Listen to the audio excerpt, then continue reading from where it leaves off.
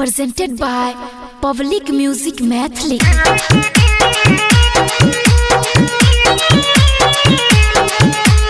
Mixed by Keeping Divana.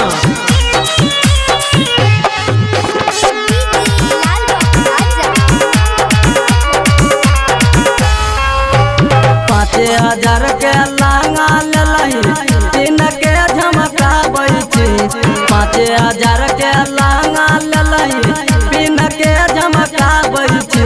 असैया से तोरा मोनो न भरो दोसर छौरा पटाबै छी।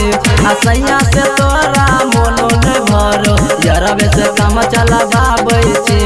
5000 के लहंगा ललही तीन के झमका बैठी। 5000 के लहंगा ललही तीन के झमका बैठी। असैया से तोरा मोनो न भरो दोसर छौरा पटाबै छी। असैया से तोरा मोनो न भरो यरबे से काम चलबाबै छी।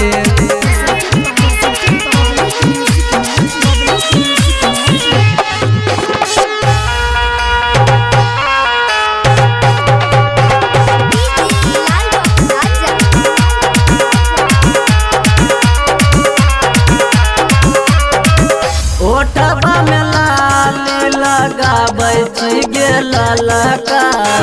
कान में बाली झुमका पहनै छी गे बड़का। ओठबा में लाली लगाबै छी गे ललका। कान में बाली झुमका पहनै छी गे बड़का।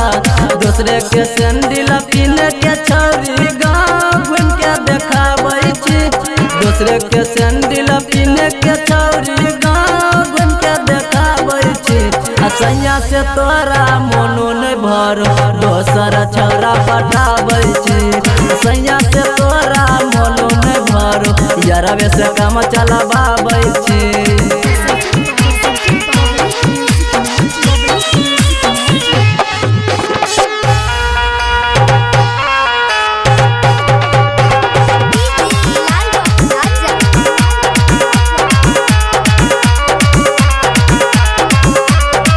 रोज रोज घूमे जाय छी छौरी मारा के सगे।